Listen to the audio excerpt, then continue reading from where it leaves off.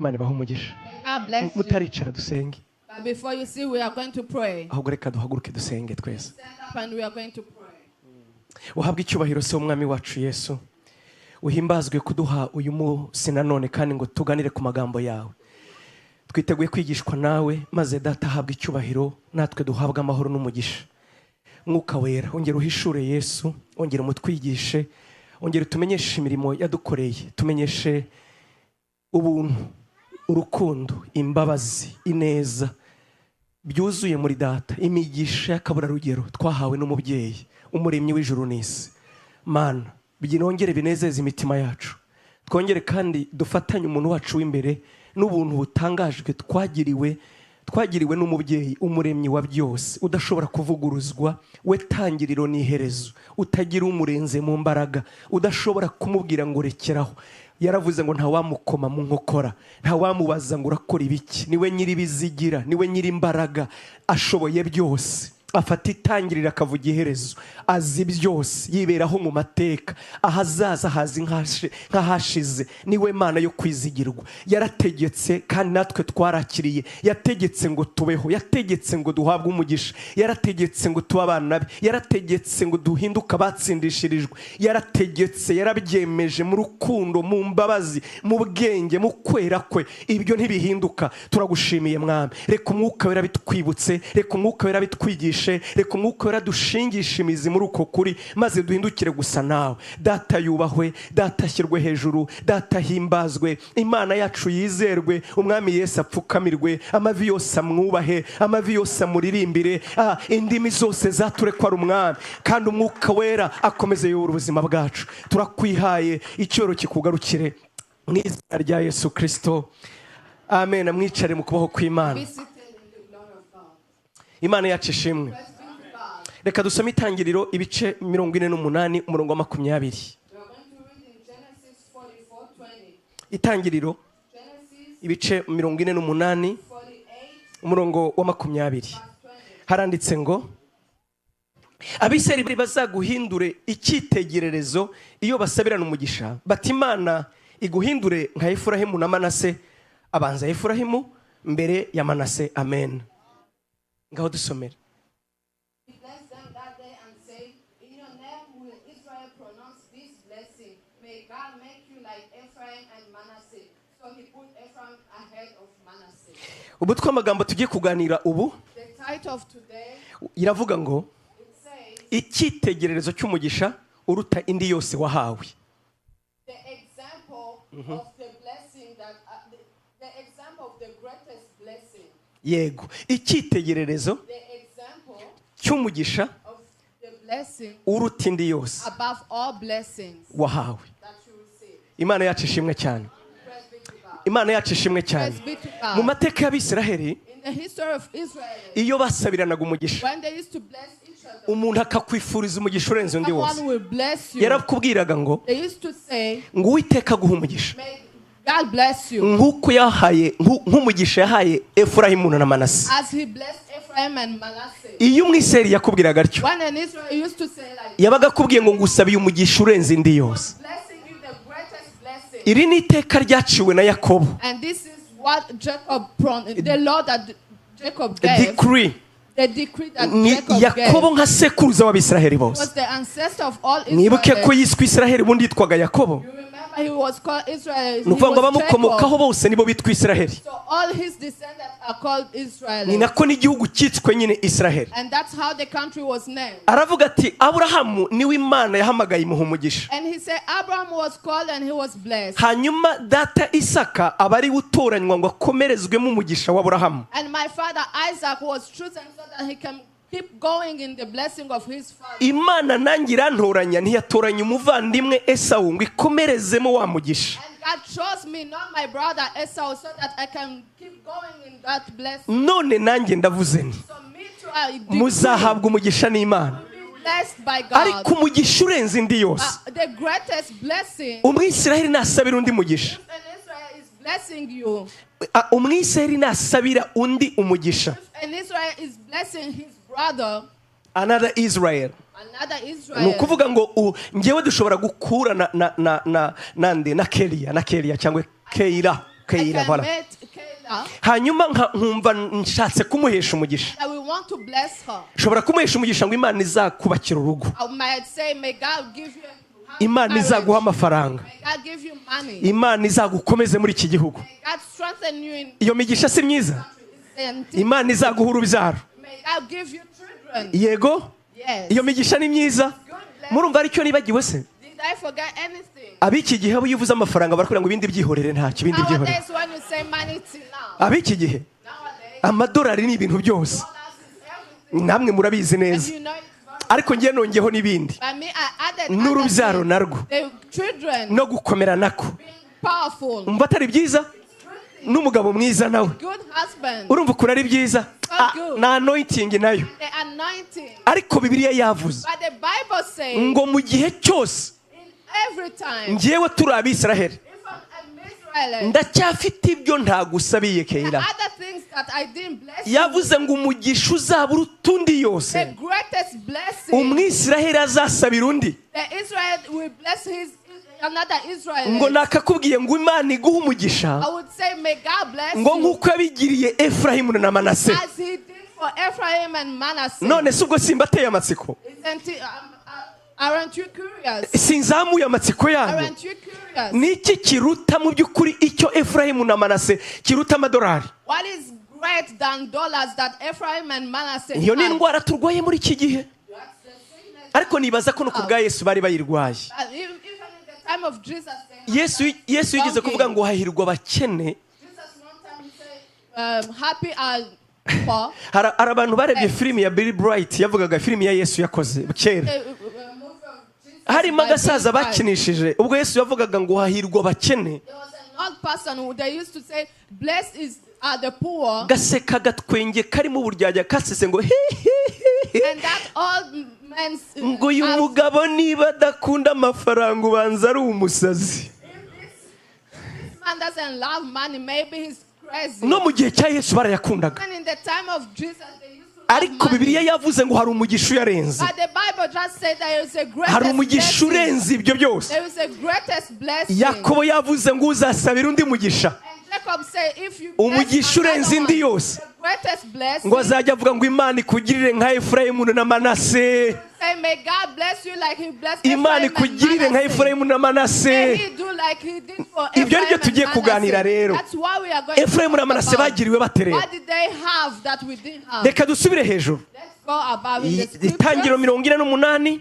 48 Genesis 48, umurongo wa 3, verse 3. twumve uko byagenze. Let's follow. Yakobo abwira Yosefu ati Imana ishobora byose yambonekereye iruzi yo mu gihugu cy'i Kanani impa umugisha. Umurongo wa 4 irambwira iti dore nzakororotsa nkugwize nguhindura iteraniro ry'amoko kandi nzaha urubyaro rwawe ruzakurikiraho iki gihugu kibe gakondo yawe yarwo iteka ryose. Umurongo wa 5 none abahungu bawe bombi wabyariye mu gihugu cya Egiputa ntaragusanga muri Egiputa n'abanjye Efurayimu na Manase bazaba banjye nka Rubeni na Simiyoni. Hallelujah. Jacob said to Joseph, God Almighty appeared to me at Luz in the land of Canaan, and there he blessed me and said to me, I'm going to make you fruitful and increase your numbers. I will make you a community of peoples, and I will give this land as an everlasting possession to your descendants after you. 5. Now then, your 2 sons born to you in Egypt, before I come to you here, will be reckoned as mine. Ephraim and Manasseh will be mine, just as Reuben and Simon are mine. Imana yacu ishimwe cyane. Umva umugisha rero utangaje. Ubwo Yakobo yarageze mu Misiri yanyu, Jacob was in his last abizi days. neza ko agiye gupfa, He knew that he was going to die. bagiye babwira Yosefu They went and told Joseph, wari premier ministre birumvikana, the prime minister, wari mu kazi birumvikana, he was walking. baramubwira ati so agiye gupfa, They told him, your dad is ntapfe rero utamubonye, so please go to see him. genda umurebe utazasigarana agahinda kubwira ijambo rya nyuma. Go and see him so that he may tell you the last word. Ajyana n'abahungu be bombi, He went with his 2 sons. bagezeyo When they reached there, baraganira, they started talking, atangira kumubwira kari ku mutima and he told him all his heart. ati Imana ya sogokuruza Aburahamu And he told them, God God of our descendants, your grandpa Abraham, yarambonekeye revealed himself to me tugeze aho bita Iruzi when we were in Luz. arambwira aho Ruzi niho hahindutse Yerusalemu That's ubundi where nowadays Jerusalem. ku batabizi aho Ruzi Luz nowadays hari mu Bayebusi ubundi it was in Ebus. Bibiliya iraryoha nicyo kibazo rega natwe ntabwo ari twebwe ni nkuko na Fruta aririmba kumva kandi karaje natwe nuko tumera The Bible is good as for one can sing and hear another song. ejo ntiyatubwiye se ko yaririmbye izo atateguye Even yesterday he sang what he didn't plan. nanjye ko karuzi ntabwo kari kanditse Luz, I haven't planned. aho Ruzi mu by'ukuri hari habi pe Luz, it was a very bad mu place Bayebusi in Ebus. ariko Imana ihabonekeye God revealed himself to ibonekeye Yakobo aho hantu when God revealed himself to Jacob. aravuga ngo aha ntabwo azongera kwitwa Ruzi He said it will no longer be called ahubwo Luz. nzahita i Beteli I will call it Bethel. naho Imana ibonaniye nanjye Where I met with God. Beteli biravuze ngo ni inzu y'imitsima And ubundi Bethel means it's a house inzu of bread, y'Imana a house of God. Betelehemu niyo nzu y'imitsima Beteli ni inzu y'Imana Bethel is a house of God. Imana yacu ishimwe cyane aramubwira ngo Imana yarahambonekeye God rero revealed himself to me. imbwira ko izamuha umugisha He told me he will bless kandi me. umugisha yarawumpaye He gave me that blessing. none nawe ndakubonye So I'm seeing you, mwana wanjye Yosefu my son Joseph. urabizi ko nagukundaga kuruta abandi bana banjye bose I loved you more than other kings. ngiye kuguha umugisha urenze iyindi I'm going to give you the great abana bawe wabyariye mu Egiputa children that you gave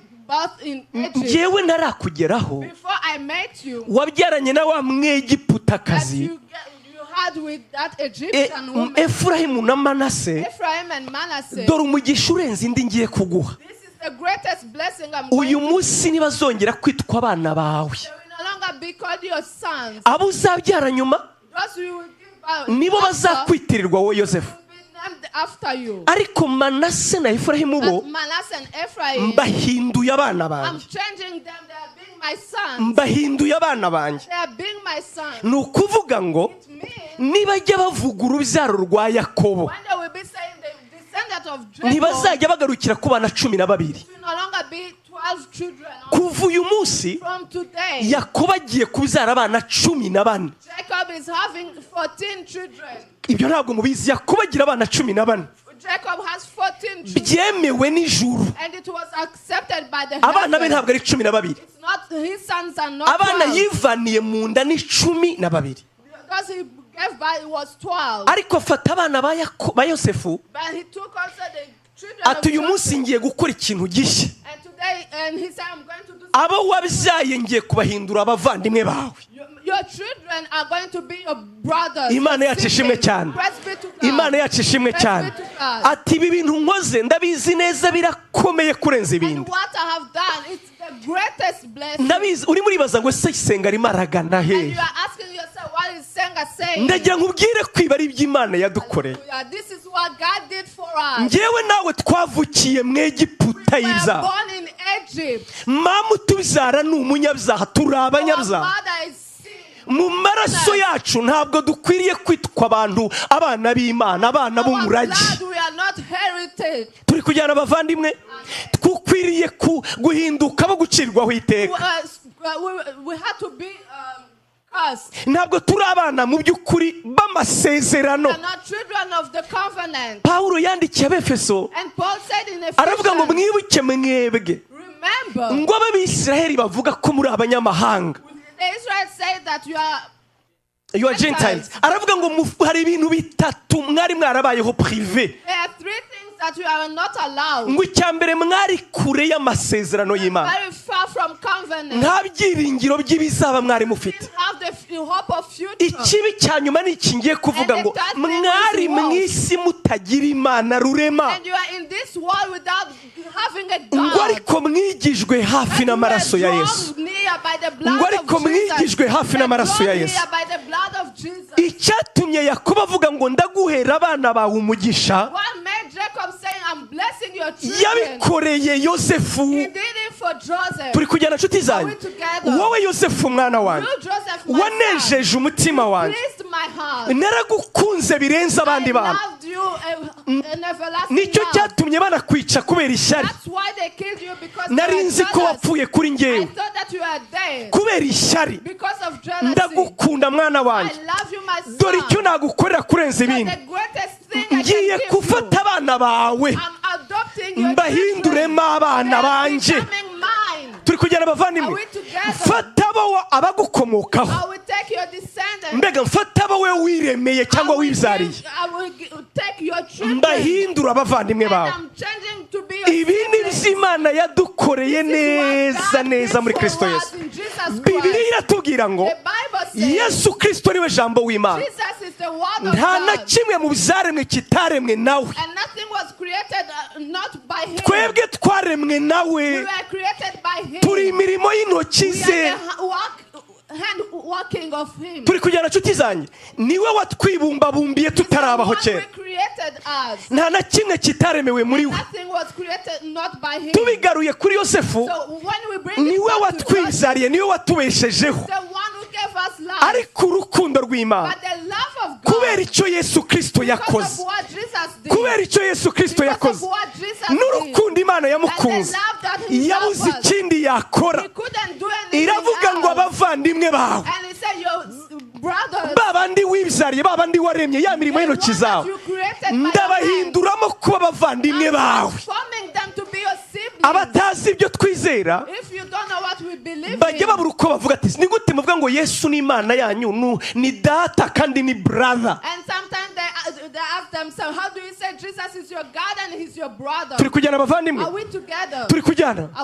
Ubwo yazukaga Yesu ngo bamwikubise imbere, baravuga ngo mwami wanjye kandi Imana yanjye, niwe watwiremeye, turi imirimo y'intoki ze. Reka nkoreshe ijambo ryiza, dukomoka muri we, niwe waduhaye guhumeka. Nk'uko Yosefu ari we wabyaye Manase nande ndetse na Efraim, abo yarababyaye mu by'ukuri. Ariko kubera urukundo rwa data, yadukunze kubera Yesu, yadukunze kubera umurimo wa Yesu. Abahanga muri theology, sindi wengewe, sindi umuhanga, ariko nanjye narabirabye muri Bibiliya. Yosefu niwe muntu ufite ishusho ya Yesu kuruta abandi bantu bose.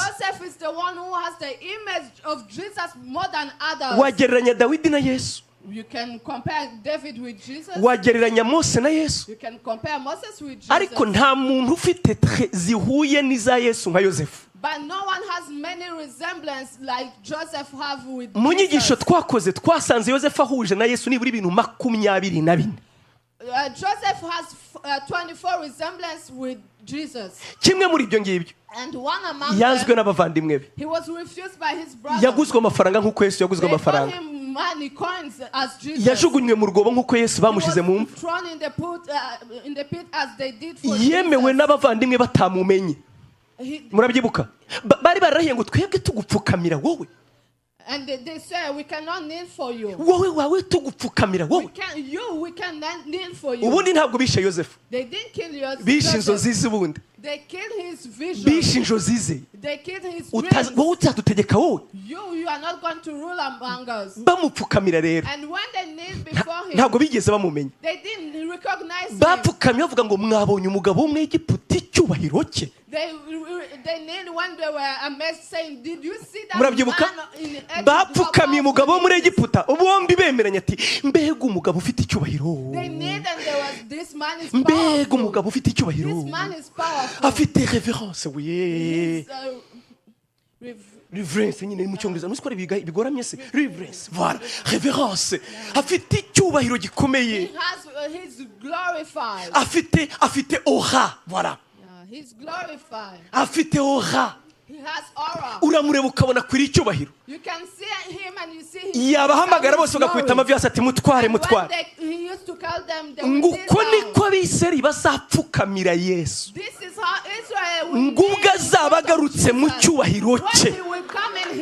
Baramwanze, baravuga ngo we ntiwatubera umwami. Yabivuze fortran, avuga ngo baramucyuriye ku musaraba. Ku musaraba baramucyuriye. Noneho turarahiye pe, va ku musaraba uyu munsi reko tutagupfukamira twese. Nuko babwiraga Yosefu, ntiwavuze ko uzadutegeka wowe, bitwereke se wa muntu. cross. ariko bamubonye mu cyubahiro But when they saw him in bose the bakajya glory, bapfukama they kneeled tubonye down. umugabo We udasanzwe have seen a man imana yacu ishimwe cyane ngo ubwo yesu kirisito azagaruka when rero Jesus will come, bamubonye mu and bwiza they will see him in glory. bazamuborogera They will cry niko for ijambo him. rivuga This is what the ngo Bible bazabona uwo says. bacumise They will see the one they bamuborogere persecuted, and they will cry for him. ikindi yosefu asa naho na yesu And another resemblance of kubera Joseph ko to bamwanze Jesus, because they umugore we hated him. yirongoreye ni umunyamahanga He went to marry a stranger, murabizi ko a natwe Gentile. turi abageni ba kirisito You yesu know we are the, ubwo azaba agarutse when Jesus will come aje back kwiyereka abisiraheli to show himself, azaba ari kumwe n'umugeni we he will be with his yitwa bride. abanyamahanga ari we ngewe nawe ari we ngewe nawe imana yacu ishimwe cyane imana yacu ishimwe cyane ibyo byose mvuze All things that are just hari umugabo witwa yakobo there's a man called uhagaze Jacob mu mwanya w'imana who standing in the side of uvuge God. ngo singirira abana bawe nk'aho mbazi I rega will not do like I do for your kubera children. urukundo rwawe Because of the love kubera I have imbabazi for you, zawe the mercy I have for you. kubera ko wize kubabarira abavandimwe bawe Because you baraguhemukiye forgave your brothers when they did bad to you. nongereho ikindi kimwe yesu niwe wapfuye umwuka we wa nyuma akawukoresha avuga ngo ubababarire kuko batazi icyo bakora Jesus is the only one who died, and his last breath he was saying, "Forgive them." amaraso arimo aramushiramo emoraje He was bleeding so yakubiswe badly. bikwiye They really beaten him. inyota iramwishe He was so thirsty. umwuka we wa nyuma About his last breath, awukoresha avuga ngo ubababarire he kuko was saying, batazi icyo "Forgive bakora them, forgive them, ubababarire kuko forgive batazi icyo them, bakora because they don't know uwo what ni they yosefu niko This byagenze is what Joseph did. ngo ababonye When he saw them, nta na rimwe mbarahiye ukuri kw'imana I swear, nta na rimwe maze imyaka 25 usoma Bibiliya buri munsi I have been reading the Bible every ndavuga day buri for mwaka 25 buri mwaka nta na rimwe ndagira years. kuri iyi nkuru ngo amarira ye kumanuka Every time when I read this story, I cry. ndi kuri iteka iyo mpageze byaranze pe Every time when I read that story, ndi kubona yosefu I see Joseph. yasize abagaburiye He gave them food, ngo ikiniga kimufata mu mutima and he was full of pain, ikiniga sorrow. ngo kandi ubwo ngo yagerageje kwiyumanganya He tried to hide himself. ngo agiye kurira imbere yabo ariruka And when ajya he was mu going to cyumba cry, he wanted to hide ararira himself. And he cried. atarijijwe n'ibyo bamukoreye Not because of what ngo they yari did. yuzuye He urukumbuzi rwo was full kubahobera of compassion and avuga ngo love. ndabibwira ryari mbahobere How am I going to reveal myself ngo ubwo so that I yabibwiraga can hug them? yarapfukamye ngo arabahobera And when he revealed himself, he abandi hugged them. buzuye isoni nk'ingegera And they were ibirobezo ibirobezo ashamed. They were really ashamed. bameze nk'ibirobezo ati aratoye Like Babel. karabaye ntituva aha ngaha How are we going to araturangije we He's going to kill us. nibaza ko batangiye gutongana They started disputing. dani niwe mugome uzi ngo wamukubise dani uzi ngo When the one wamukubise who dani started, undi ati rubeni atari kuri wari mukuru when kutatuje you were the eldest, why didn't you stop? isoni zibafite bafite They were ikimwaro ashamed. kandi burya urakamwara utareba ibyo kurya by'abantu nta kimwaro nko kurya ibyo kurya by'umugayo niburiya biyereka batararya If we would have revealed themselves before uzi they eat. umuntu ukubwira amagambo umaze guhaga Do you know someone who talk to you when you are full? ubundi baravuga ngo isoni za mbere ku isi zibaho isoni za mbere ku isi zibaho The first shame, zibaho za mbere the first shame ngo in this nizo umugabo world wari ibyo kurya bararije umwana is a man who eat the food of the child.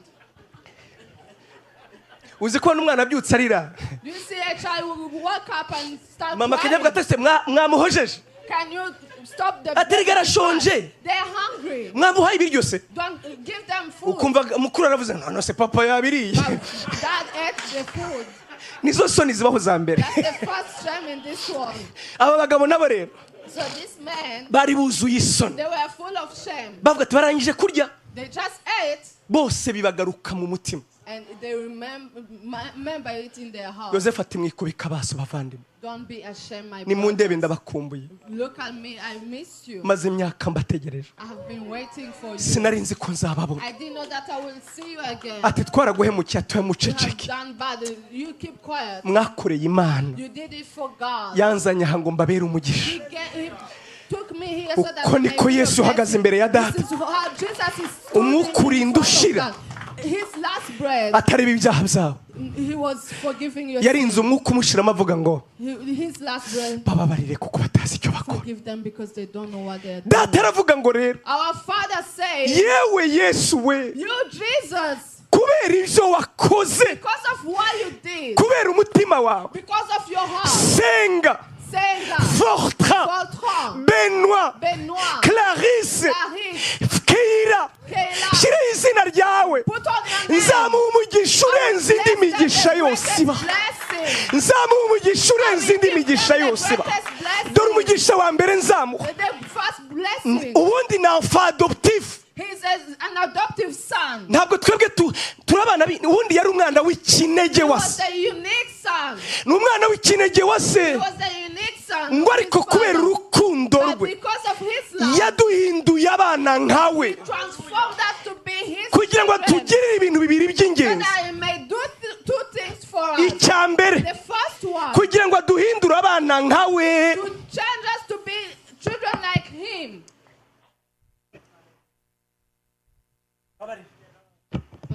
Imana yacu ishimwe cyane. Kugira ngo njye nawe duhindura abana nkawe. Nomari twebwe ibaza, ariko Mana turatinyuka kweri. Ngewe nawe duhaza ubugari. Turangije guhaga umuceri. Tukavuga ngo ngewe na Yesu turi umwe. Ngewe na Yesu turi umwe. Uzabitinyuka ubivuge ku mwana wa Trump. Nibwo uzamenya neza ibyo uvuze. Ntako nanjye ndakabije Trump. Ngeze kuruza bamubonye se kuri governor wa hano Arizona. Let's talk about the governor of here. Hanyuma abakubesheshe ya magambo bajya babeshesha ngo ni democracy, we are the one, turareshya. Ninde wakubeshya? Don't think that you are the hari umugabo umwe wenyine, umwana w'Imana isumba byose, umwana w'Imana isumba byose, uwaremye ijuru n'isi, uw'iby'isi byose bizaremewe, uwarazwe byose. Yabwiye data nako yaramubwiye ngo babandi wapfiriye, babandi waremye, uyu munsi mbahinduye nkawe. Nabo ni abana banjye, nabo ni abana banjye. Umugisha uruta indi yose rero, umugisha uruta indi yose we, yaduhinduye kuba nkawe, yaduhaye statu nk'iyi mu mubare w'abana b'Imana. Iby'Imana izaraga Yesu, iby'Imana izaraga Yesu, njyewe nawe twarabiraganwe. Unanisikia? Ntabwo ari njyewe ubivuze nshuti zawe. Paulo niko yanditse. Yaranditse Paulo Abaroma 8 uhere ku murongo wa 17 aravuga ngo kubera iyo mpamvu rero, kubera umwuka wa Yesu uri muri twebwe, ngo natwe turabaragwa, ngo ndetse turabaragwa b'Imana. Abaragwa, yego, abaragwa b'Imana. The hair, nyango ni hair. Turabaraganwa n'Imana, turabaragwa b'Imana. Arongera wibuka icyambere, turabaragwa, hanyuma turabaragwa b'Imana. Icyanyuma turabaraganwa na Kristo. Ngewe na Yesu tuzaraganwa ibintu bimwe. Icyambere ngewe na Yesu turaganwa n'iki? Niba ari iteka ryose, nanjye nzabaho iteka ryose. None ndagarutse Keira, urumva ari iki gihwanye n'ibyo? Amafaranga, umugabo, akazi, anointing. Nabonye ikintu kituringaniza mu isi kigatesha ibintu byose agaciro. Ni urupfu. Ni urupfu. Urupfu? Burya wari uzi impamvu ugura imyenda se? Ubu urwanya urupfu burya. Sinzi niba ari ubizi. Kuko umenye ko ejo uzapfa ntiwayigura. Iyo uvuga ngo ngenzi ubaka inzu nzagura imodoka, burya mu mutwe wawe ntubizi uba urwanya urupfu.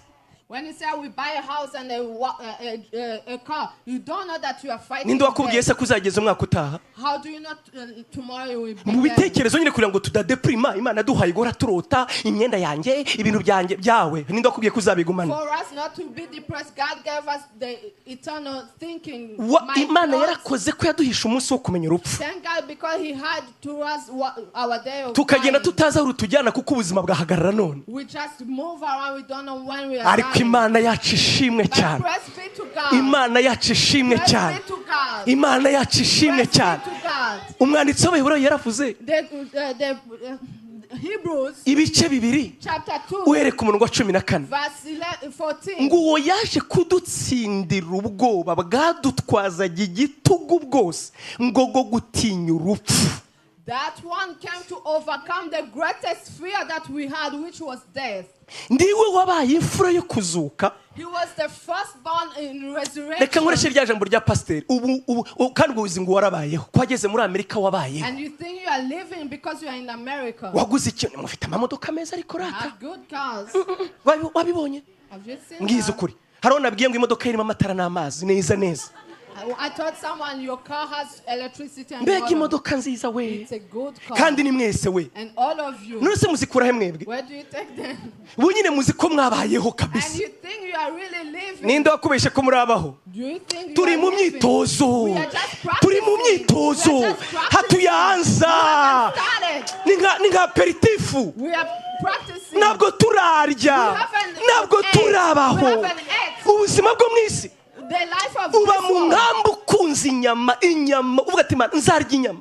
You ask yourself, am I going to eat meat when you are back home? Wagera muri Amerika ugasanga inkoko nizo zabaye ibiharage. You find chicken is like beans. Inyama rirya nawe. You just eat it. Wagera 40 ati wibeshye urenze ebyiri amavi ntazahaguruka. When you are 40, they start telling you don't have to eat too much meat. Hari abantu bakundaga amandazi nkanjye. Ngiyo nakundaga amandazi kera nakundaga ibitumbura. Ku buryo nigeze kubwira Yesu mwijuru niba nta bitumbura sinzi kuzabigenza. One time I told Jesus if you don't have donuts, none imyaka maze kugira ibitumbura narenza 2 I can eat more than 2 donuts. None se ubwo tubayeho kweli? Tuzajya kubaho badapfa. Tuzarya manu yahishwe. Tuzajya mu gihugu cyo mu ijuru. Tuzajya kubaho. Bakura ayo mamodoka yawe. Uwaguze Sababan niko ngivuga ngo Sababan. Sababan niko njye simbize mu kosore namwe Sababan. Nibyo? Mbivuga mu gifaransa se surbiban. Surbiban. Abantu baguze Sababan badanje. Cyangwa se ukagura ndege Cadillac. Or you Tesla. You buy Cadillac or Tesla. Kozo se musifite se Benz. Akegura 2024. And you buy it in 2024. Ubu nawe nta parika neza parikiyo byuvuza abandi bataparike neza.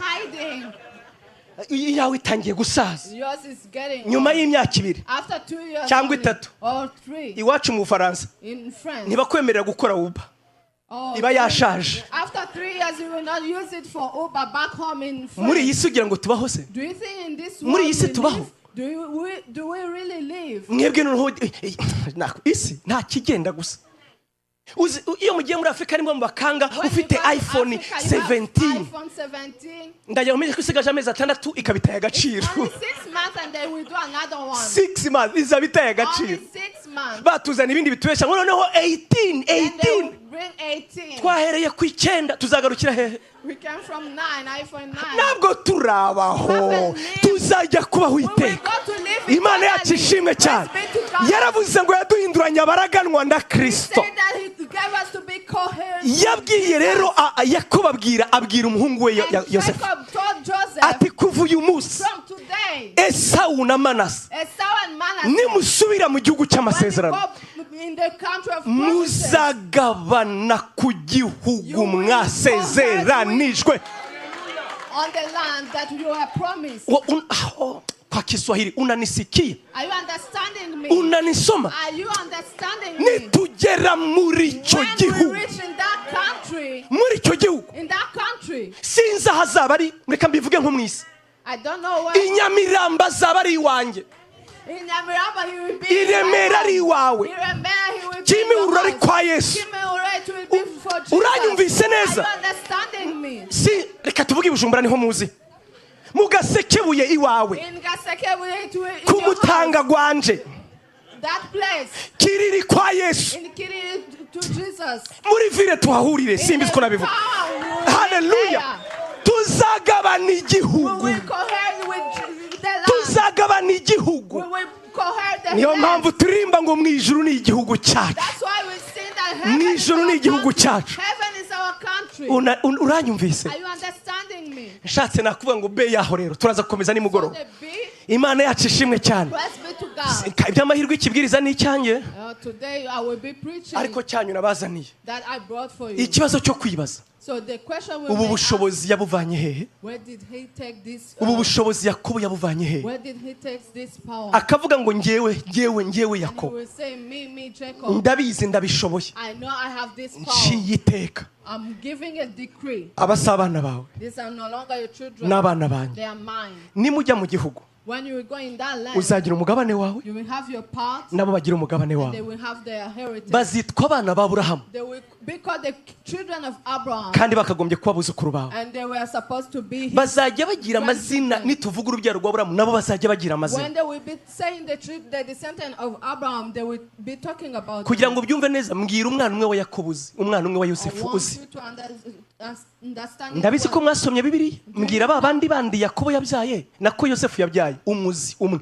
Do you know other children that Joseph gave birth? Ariko ubuntu bw'Imana But the grace of God bugenera abadakwiriye ibyo badakwiriye nyine. gave to people who don't deserve. Abari to receive it. kugirira cya, Those he's doing that tugendeye mu mateka in the n'amategeko, history and the laws. ntabwo bakwiriye kwitwa abana ba They are Aburahamu. not allowed to be called the children of Bafitemo Abraham. amaraso They y'Abanyegiputa, have in their blood Egyptians' blood. bakagombye kuba bitwa abavumo. They were supposed to be called cursed. Ariko umugisha w'Imana But the blessing of uravuga God, ngo nzaguhereza, nzaguha umugabane, I will give you a part, a nzaguha heritage. kuba umwana. I will give you to be a child. Imana yacu ishimwe cyane. Praise be to God. Umva rero ibanga aho riri. So this is the secret. Après midi, In the afternoon, nimugoroba, in the afternoon, be y'ikibwiriza the beat of this preaching, nicyo Yakobo yashingiyeho ajya kubaha umugisha. this is what Jacob based on to bless Mbasomere them. ndasobanura nimugoroba. I'm just going to read and I will explain. Uranyumva neza? Are you following? Ndabasomera dusobanura I'm nimugoroba. just going to read then I will explain. Abaheburayo 11:21.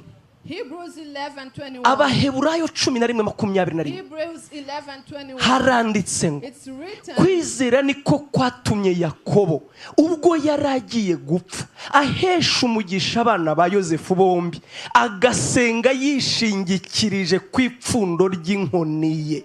Amen.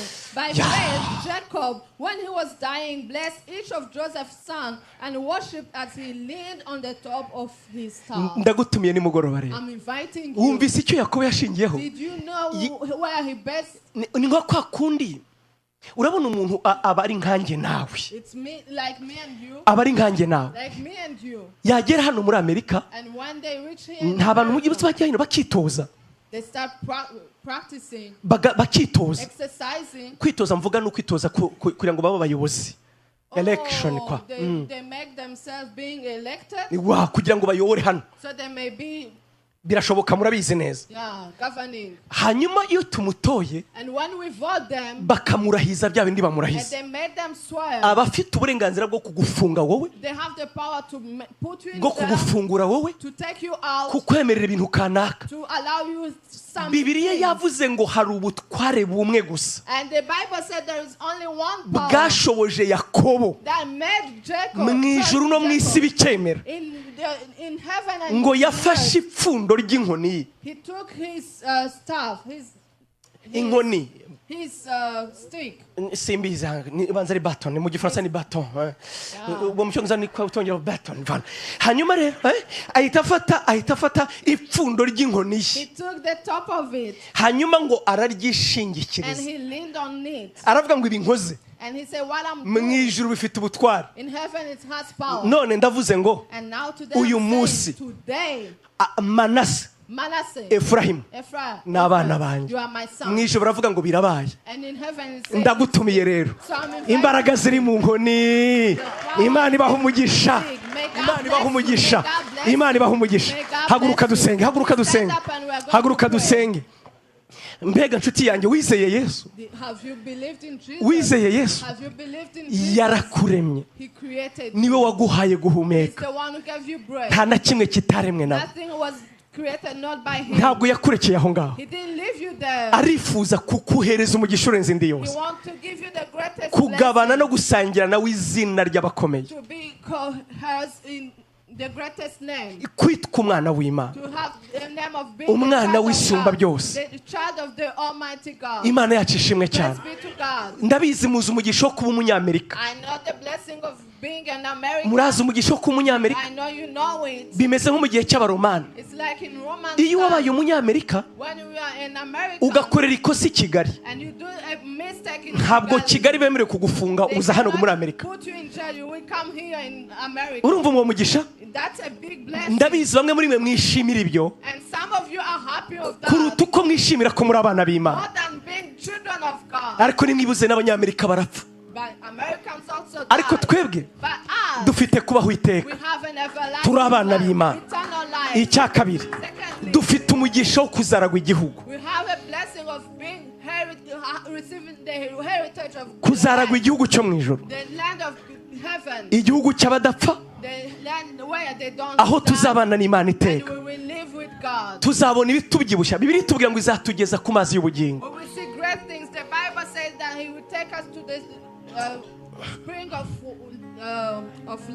Ngo izaduha kurya ku giti cy'ubugingo.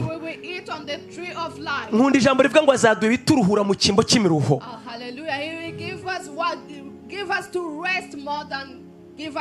None nshuti yanjye, wizeye Yesu? Wigeze uha Yesu ubuzima bwawe? Wemeye uyu mugisha atanga ku buntu? Niba utaraha Yesu ubuzima rero, reka ngusabe ubike gusa umutwe wawe. Sabe gusa ubike umutwe wawe gusa byonyine. Ibwiza ukuri, ibwiza ukuri, ibwiza ukuri wowe koko wakiriye Yesu mu buzima bwawe. Ni umwami n'umukiza w'ubuzima bwawe. Wemeye urukundo yakuzaniye, wemeye imbabazi yagiriye abanyabyaha. Niba utarabikora nshuti yanjye, uyu ni umwanya wawe rero. Bwira Yesu mu mutima, vugana nanjye aya magambo, subiranamo nanjye aya magambo bivuye mu mutima. Umubwire ngo mwami Yesu, ndakwizeye, ndakwizeye, ndemera ko wampfiriye, ndemera ko wampfiriye, wapfiriye ibyaha byanjye kugira ngo umpindure umwana wawe. Warankunze, urampfira, urananzukira, uriho ku bwacu. Ndatuje akanwa kanjye, uri umwami, uri n'umukiza w'ubugingo bwanjye. Izina ryanjye uryandike mu gitabo cy'ubugingo. Ubwo uzaza gutwara abawe ubajyanye mu murage w'iteka, nanjye uzahamagara izina ryanjye.